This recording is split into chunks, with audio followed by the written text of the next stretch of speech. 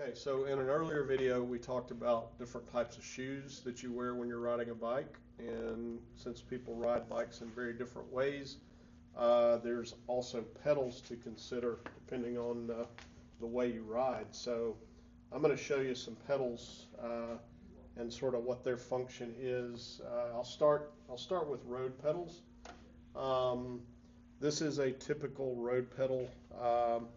And you'll notice that it is very wide and very flat, and there's just not a whole lot to it. So it's a matter of weight, and there are different degrees, different performance benefits depending on the pedal you're looking at.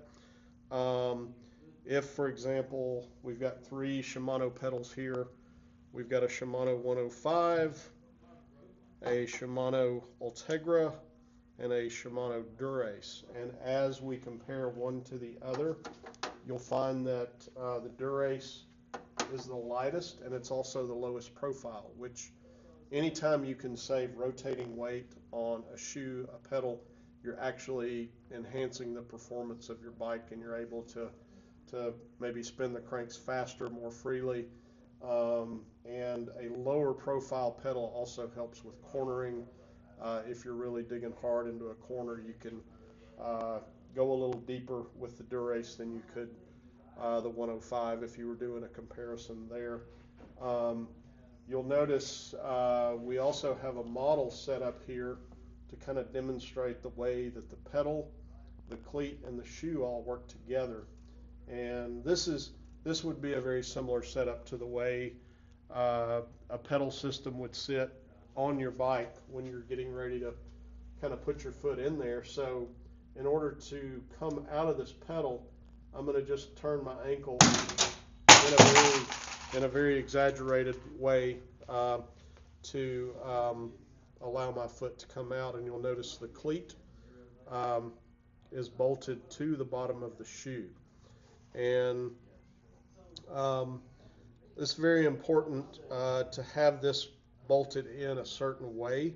You can vary it to the left or the right, or fore and aft. And there are also a number of different cleat configurations in this design that allow for certain amounts of float. So your foot's ability to actually sort of move laterally as your foot is rotating around on the crank. So Shimano makes a series of cleats that give you float depending on they kind of color code them. Red is the most stationary.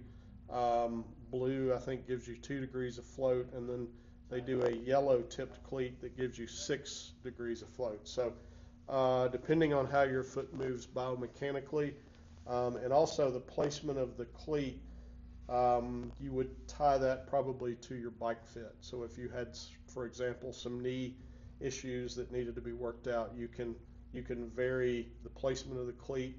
We can even camber or put wedges underneath the cleat to kind of give it a better interface between your foot and the shoe. So there's a lot that could be done to kind of dial the fit of the cleat in to you.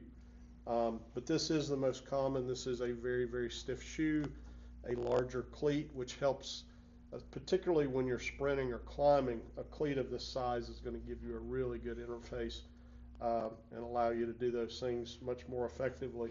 To kind of get in this pedal, you'll notice this is the way the pedal hangs on your bike, and you sort of have to learn the technique of bringing the tip of your cleat into the pedal.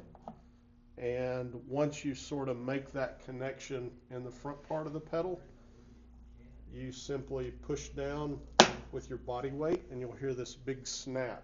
And that basically is telling you that you're engaged to the pedal, and you can now, pedal the bike in the way you would with any bicycle.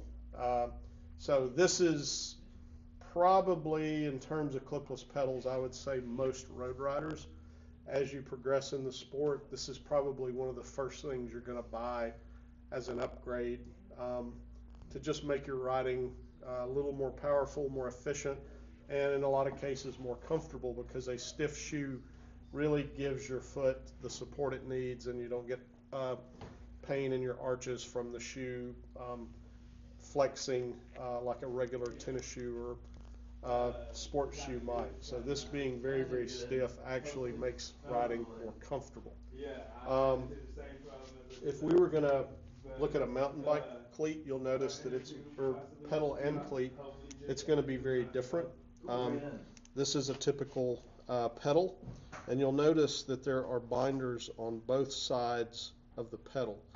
And the reason they do this is much of the time when you ride, you're maybe on an uneven slope, your ability to kind of look down is not as good as you would like it to be. So if you've always got a binder on one side or the other, you're very much more able to just find that cleat, which works in a very similar way to the shoe we talked about here.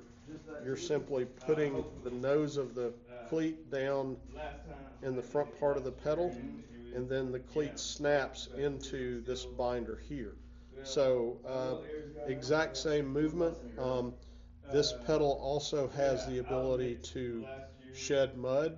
So if you have a lot of mud that's gathered in the little crevices of this pedal, this is less likely to jam just because of the type of mechanism it is. So very similar to what we looked at here.